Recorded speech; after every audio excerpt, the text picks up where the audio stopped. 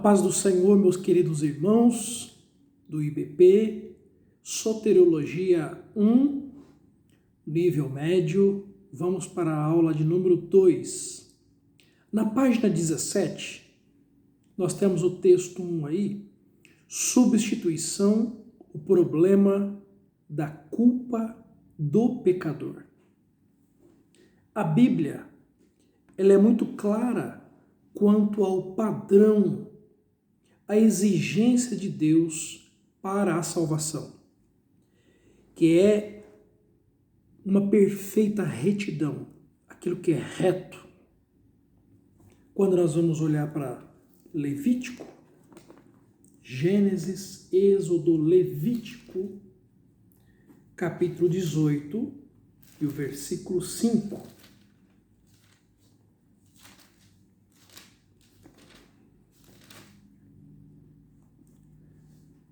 Portanto, os meus estatutos e os meus juízos guardareis, os quais, fazendo-os o homem, viverá por eles. Eu sou o Senhor.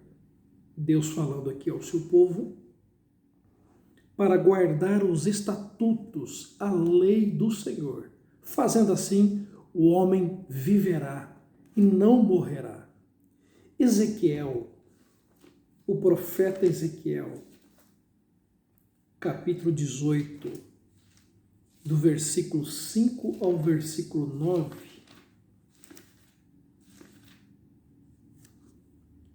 Sendo, pois, o homem justo e fazendo juízo e justiça, não comendo sobre os montes, nem levantando os olhos para os ídolos da casa de Israel, nem contaminando a mulher do seu próximo, nem se chegando à mulher na sua separação, não oprimindo a ninguém, tornando ao devedor o seu penhor, não roubando, dando o seu pão ao faminto, cobrindo ao nu com veste, não dando o seu dinheiro à usura, não recebendo demais, desviando a sua mão da injustiça, fazendo verdadeiro juízo entre homem e homem, andando nos meus estatutos e guardando os meus juízos, para proceder segundo a verdade. O tal justo certamente viverá, diz o Senhor Jeová. Então nós vamos ver que o padrão de Deus de justiça, o Senhor, ele não rebaixa. Ele não vai rebaixar. A Bíblia é muito clara quanto à exigência de Deus. Se o homem guardar os seus estatutos, ele viverá. Agora, Romanos capítulo 3, o versículo 20, o apóstolo Paulo vai dizer que através da lei veio o conhecimento do pecado. Através da lei, o homem teve o conhecimento em que estava desagradando a Deus. Pecado significa errar o alvo, virar as costas para Deus, fazer aquilo que é contrário à palavra do Senhor, transgredir as normas e os estatutos do Senhor. Eu vou exemplificar aqui. Uma pessoa, quando está com uma doença, ele vai até o médico e o médico vai examinar. Antigamente usava-se aquelas chapas, né? Hoje nós temos o ultrassom, a ressonância. Só que quando tirava aquela chapa e mostrava, o médico falava, olha, aqui está o seu problema. Nós não podemos usar aquela chapa antiga e fazer um chá com ela. Ela não vai resolver o problema, não vai curar a nossa doença, fisicamente falando, nessa ilustração. Então, a lei, capítulo 3, versículo 20, Paulo vai explicar que a lei, como aquela ilustração na aula passada, é como um espelho, que ao olharmos daquele espelho, vamos ter um reflexo da nossa sujeira, do nosso pecado. A lei não resolve o problema do perdão, somente demonstra e mostra, acusa que nós somos pecadores. A justificação do homem não é através da lei, mas através da graça, na fé em Cristo Jesus. Então a lei mostrou ao homem o seu pecado, a sua transgressão. Gálatas 3:13, maldito todo aquele que for pendurado no madeiro. E agora?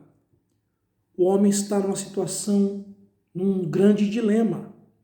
Como resolver? Como o homem pode resolver esse problema? A solução é a substituição vicária de Cristo em seu lugar.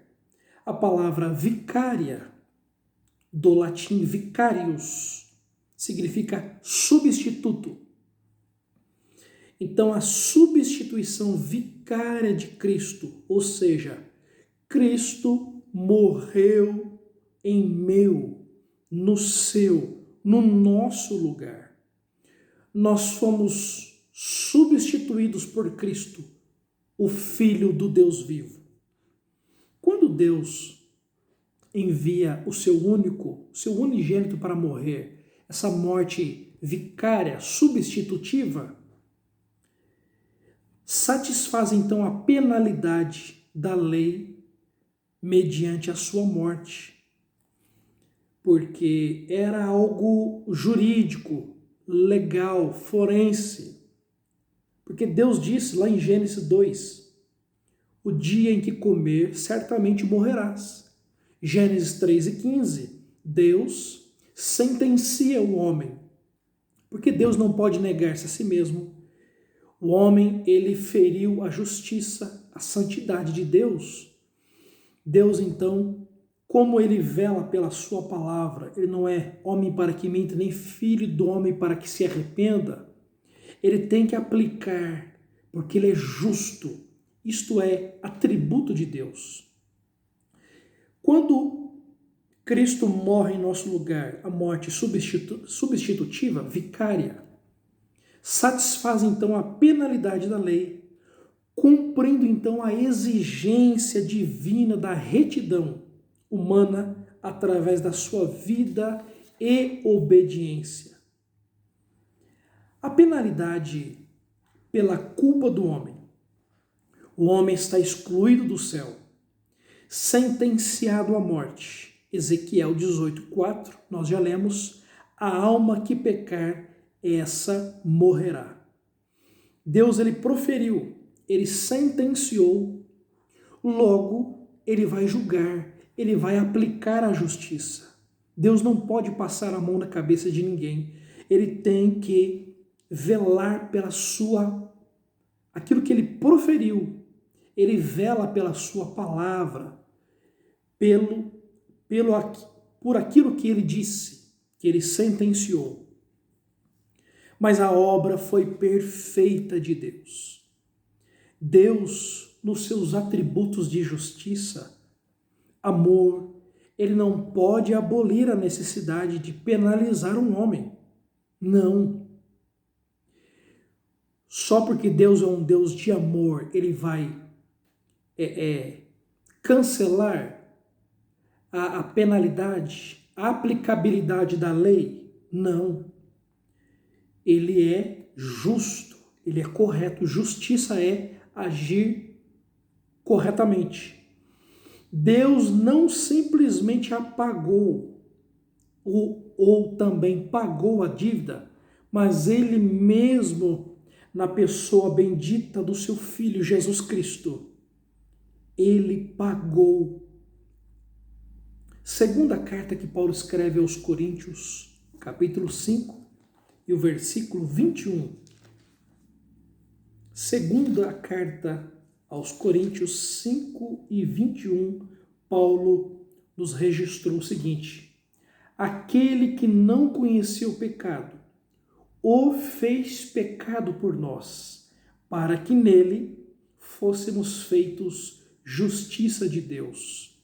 Veja, Cristo, santo, justo, reto, não conheceu o pecado, se fez pecado, se fez maldito por nós naquela cruz, para que nele quem?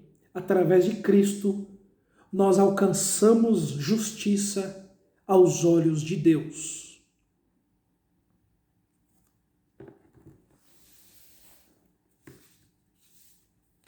Na página de número 18, tem uma ilustração aqui no nosso livro. Certa vez um homem muito pobre, que tinha muitas dívidas, queria comprar uma nova moradia. Ora, este homem estava diante de dois problemas. Em primeiro lugar, estava endividado. A fim de satisfazer esta necessidade, um seu amigo rico liquidou a dívida.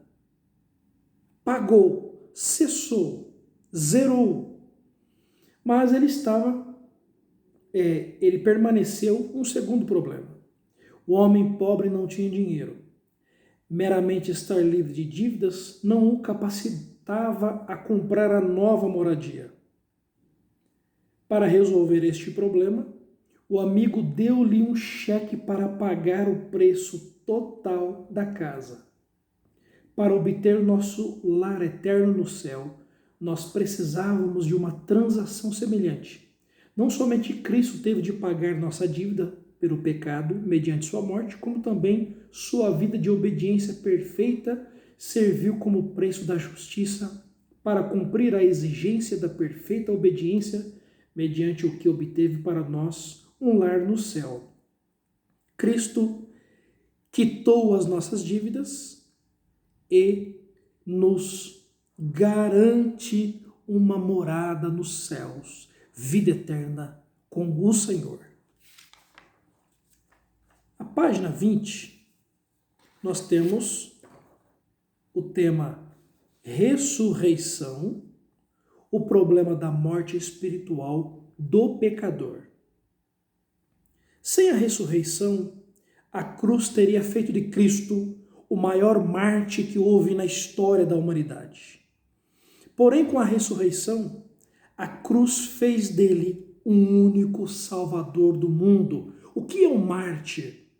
O mártir é uma pessoa que morre por uma causa.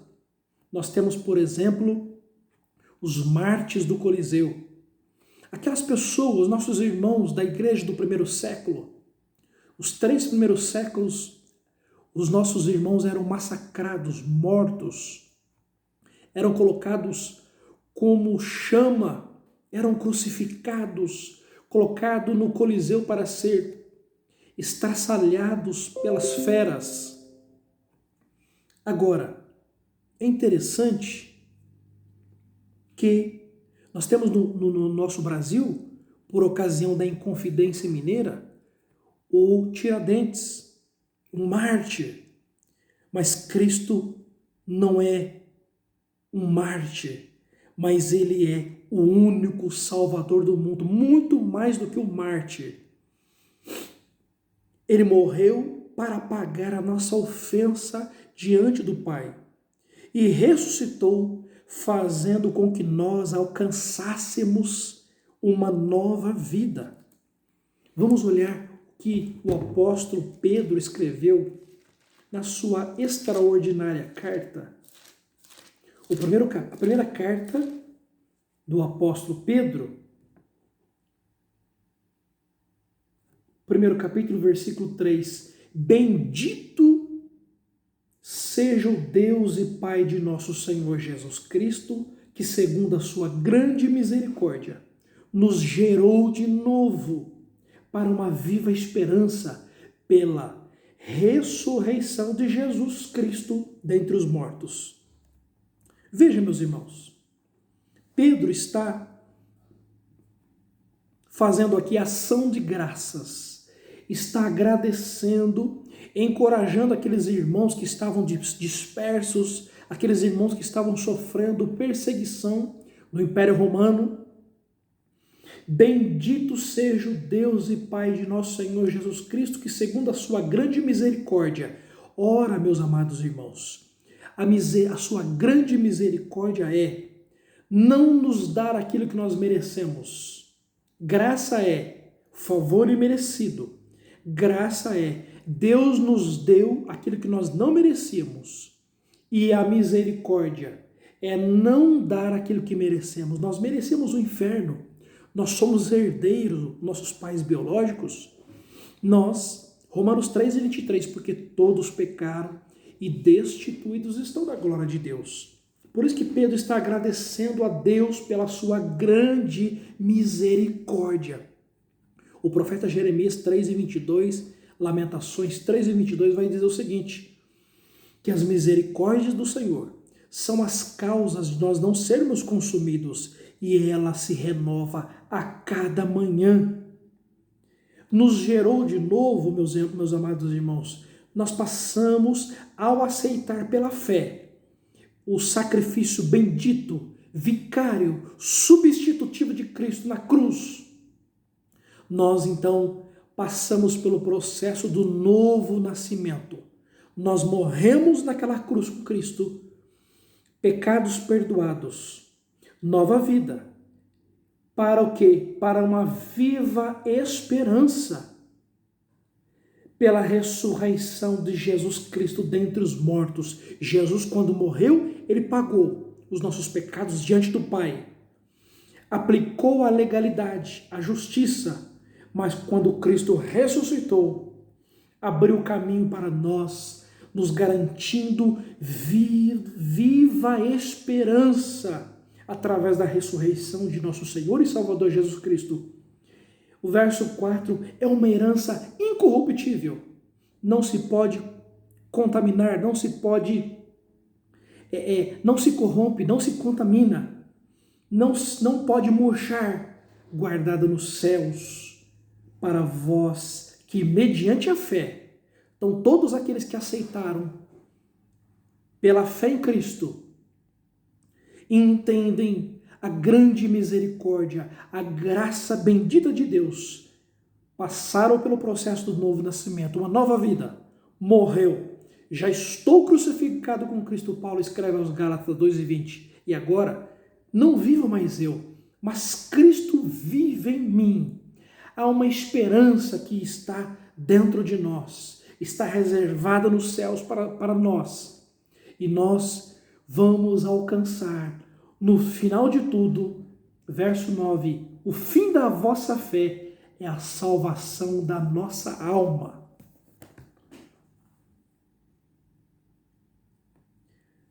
Paulo reconhecia a importância tanto da cruz, como também do túmulo vazio. São duas coisas muito importantes, a cruz e o túmulo vazio.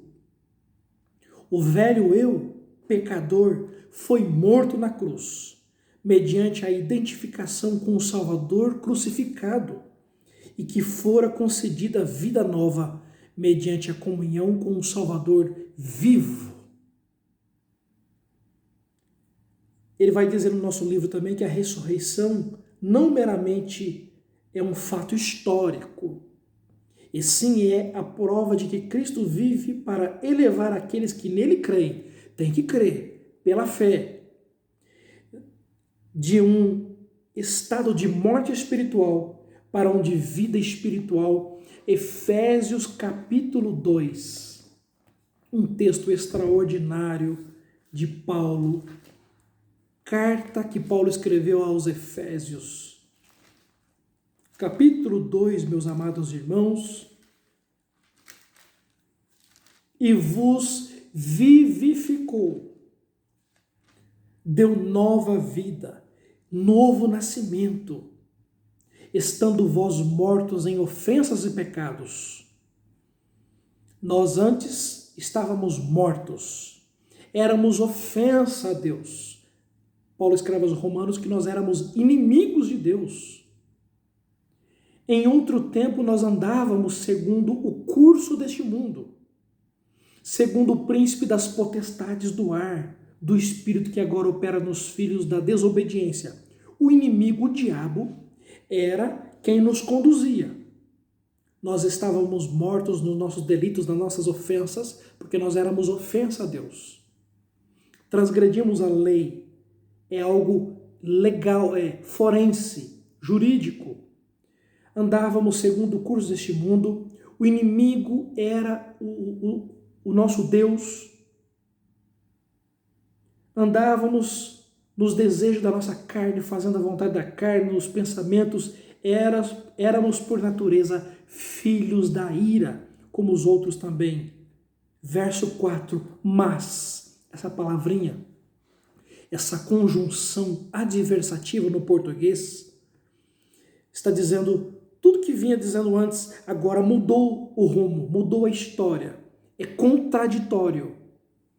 Mas Deus, que é riquíssimo em misericórdia, fazendo aqui consonância com as palavras de Pedro, no capítulo 1 nós acabamos de ler. Mas Deus, que é riquíssimo em misericórdia, pelo seu muito amor com que nos amou, estando nós ainda mortos em nossas ofensas, nos vivificou, novo nascimento, regeneração, juntamente com Cristo, pela graça sois salvos, e nos ressuscitou juntamente com Ele e nos fez assentar nos lugares celestiais em Cristo Jesus. Que maravilha, meus amados irmãos!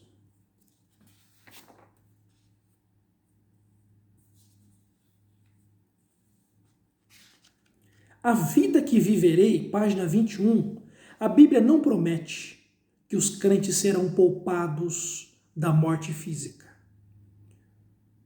O que a Bíblia promete mesmo é a nossa vitória final sobre a morte, é a ressurreição de Cristo, é a garantia da vitória sobre a morte. Quando nós olhamos lá em Eclesiastes capítulo 12, Salomão, o homem mais sábio que houve em Israel, ele vai dizer, segundo a história, a tradição vai dizer que Salomão escreveu cantares no vigor, escreveu provérbios na sua meia-idade e Eclesiastes no fim da idade, na melhor idade. Ele começa Eclesiastes dizendo que tudo é vaidade. Uma geração vai, outra geração vem. Ele finaliza Eclesiastes capítulo 12, lembra-te do teu Criador nos dias da tua mocidade. Ou seja, enquanto você tem vigor, saúde. O capítulo 12, que é o último capítulo do livro poético. Antes que venham os maus dias, nos quais você vai dizer, não tenho neles contentamento, e aí todas aquelas debilidades do corpo físico que vai se deteriorando, e o verso 7 ele vai dizer o seguinte, e o pó volte à terra como era, e o espírito volte a Deus que o deu. Ou seja, a Bíblia não promete que nós seremos poupados da morte física. Pelo contrário, a Bíblia afirma que nós vamos morrer fisicamente falando. No entanto, há uma esperança para aqueles que morrem em Cristo Jesus. E eu amo essa primeira carta que Paulo escreve aos Coríntios, capítulo 15. O tema dela é a ressurreição.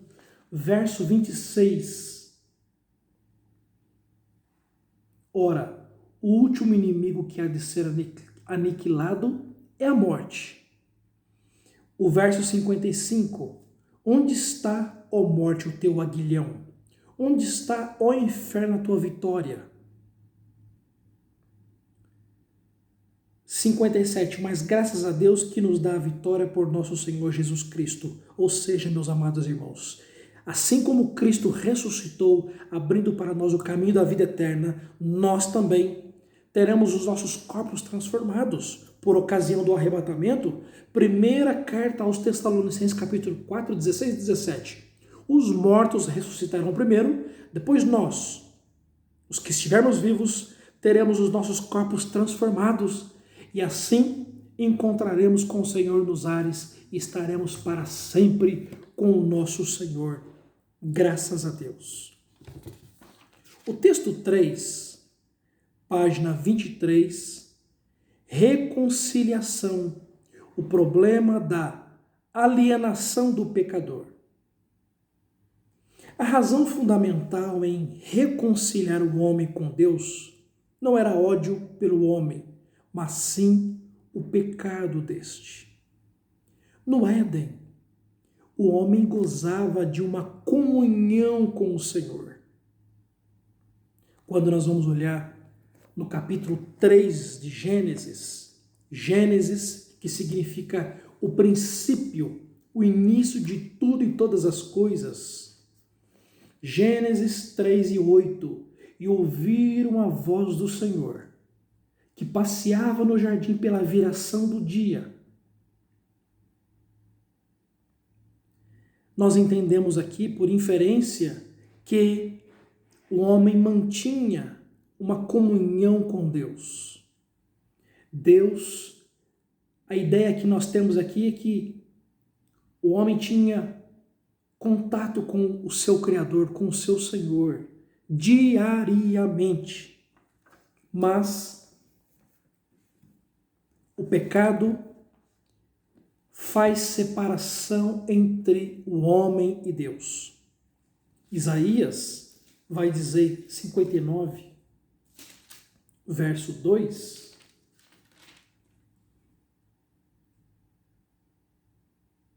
mas as vossas iniquidades fazem divisão entre vós e o vosso Deus, entre os vossos pecados, encobre-se o rosto de vós, para que vos não ouça, mas as vossas iniquidades fazem divisão entre vós e o vosso Deus, e os vossos pecados encobrem o seu rosto de vós, para que vos não ouça. Deus ama o pecador. Nós vamos olhar na palavra do Senhor que Deus deu o seu único filho, João 3,16, porque Deus amou o mundo de tal maneira que deu o seu Filho unigênito para que todo aquele que nele crê não pereça, mas tenha vida eterna. Mas aqui em Isaías nós vamos entender que os pecados do homem separa, há uma barreira. Deus não ouve nem a oração de pecador, segundo Isaías. Mas Deus, ele providenciou a reconciliação. Graças a Deus que Deus providenciou. Romanos 5 e o verso 8. Paulo escrevendo aos irmãos que estavam em Roma: mas Deus prova o seu amor para conosco, em que Cristo morreu por nós, sendo nós ainda pecadores. E o verso 10, porque se nós, sendo inimigos, fomos reconciliados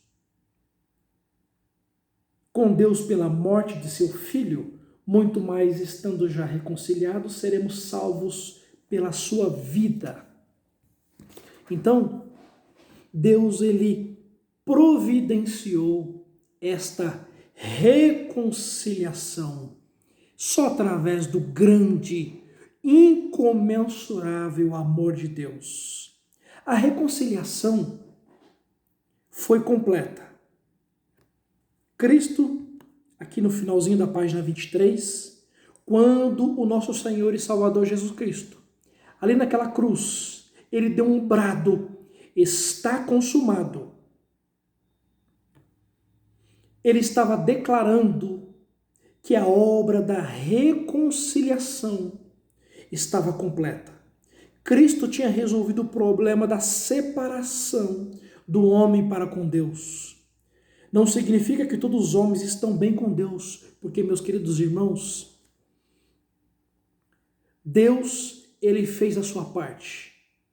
A sua grande misericórdia, a sua graça, que é o seu favor merecido, ele oferta. Na aula passada nós falamos da graça comum, disponível a todo ser humano, o sol, a chuva, e esta graça comum revela uma graça especial. É a disposição de todo aquele que crê pela fé. Efésios 2:8, Paulo vai dizer que a salvação é pela graça, mediante a fé.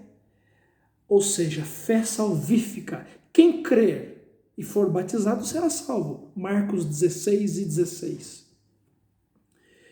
O homem é justificado, ele alcança a regeneração, a justificação através da fé. Deus, ele não muda.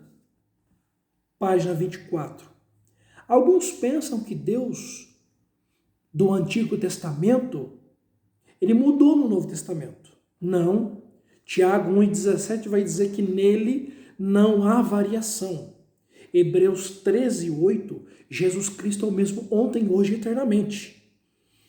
Ele é eternamente santo e eternamente um Deus de amor. Ele age com justiça.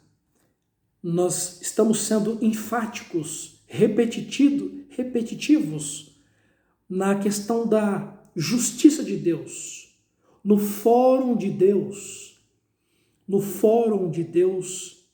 o homem, Deus ele sentenciou. Ele tem que aplicar a sentença para o homem. Mas esse Deus, na sua multiformidade, ele é justo, ele é correto, ele também é um Deus de amor. Ele deseja que todos venham ao conhecimento da salvação. Qual a diferença da salvação no Antigo e no Novo? A diferença é que no Antigo Testamento, a palavra hebraica kafar significa cobrir, traduzido por expiar. No Antigo Testamento, o sumo sacerdote entrava lá no Santo dos Santos, oferecia o sacrifício por ele e depois pelo povo. Era um sacrifício momentâneo, transitório, tinha que fazer sempre. Havia a expiação nacional, o dia da expiação nacional.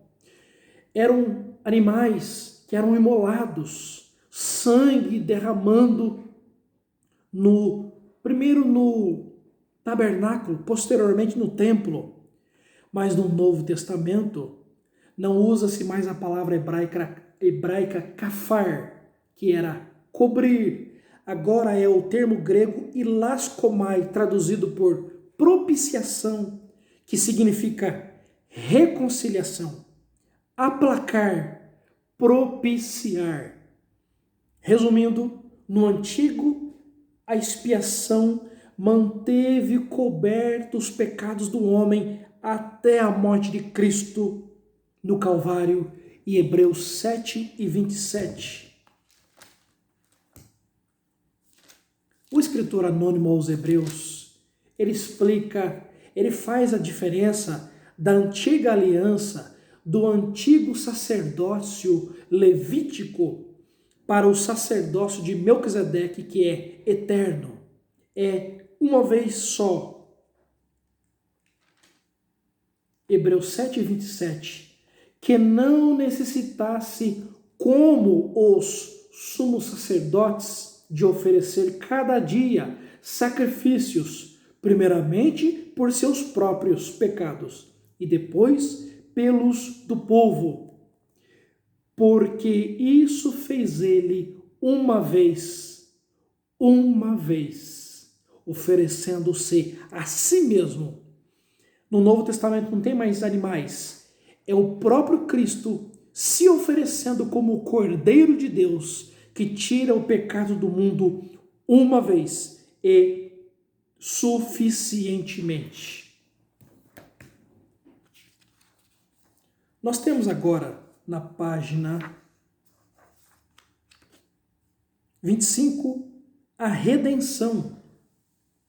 Redenção tem a sua origem no conceito de resgate, ou de reaver mediante o pagamento de um preço de resgate. No Antigo Testamento, se um homem ficasse endividado, ele correu o risco de perder a sua herança, as suas terras, e de ser vendido como escravo.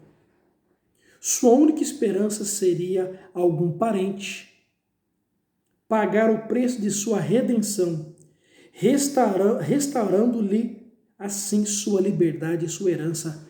Levítico 25:51 nós vamos entender isso aí.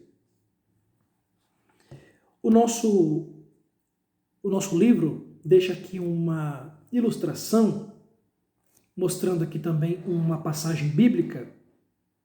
Mencionamos um exemplo para melhor elucidar o uso da palavra redenção no Antigo. No caso de um homem possuir um boi bravo e este viesse a atacar as pessoas e o dono do boi, consciente do perigo, não mantivesse preso o animal, e o boi matando alguém, o dono poderia ser morto, a não ser que fosse pago o preço, o dinheiro do sangue, como o resgate de sua vida. Podemos ver neste exemplo, isso está lá em Êxodo 21:30, nossa página 26.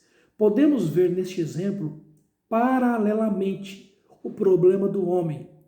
Todos os homens estão endividados, tendo perdido sua herança espiritual e se tornado escravos do pecado. Para salvar-nos, Cristo tornou-se nosso parente, disposto a pagar o preço da nossa dívida. Redimiu-nos, pagando nossa dívida com seu sangue e adquirindo nossa vida e nossa liberdade. O conceito central de redenção é, pois, libertar alguém pagando o preço do seu resgate. Meus amados irmãos, que coisa linda, extraordinária. No Antigo Testamento nós temos símbolos, tipologias que apontavam para Cristo. Eu disse na aula passada que a fé do povo no Antigo Testamento, meus irmãos, era uma fé perspectiva de futuro. A nossa, hoje, nós olhamos no retrovisor e já vamos contemplar. A nossa fé é já passada. A nossa fé já aconteceu. A nossa fé já aconteceu, já veio. Cristo já pagou. Ele se fez parente. Ele tornou-se nosso parente. Tudo isso para nos resgatar dos nossos delitos, das nossas ofensas. Nós estávamos debaixo de um jugo da culpa do pecado, do poder do pecado, mas o Senhor resolveu, através da sua morte na cruz, no Calvário. A página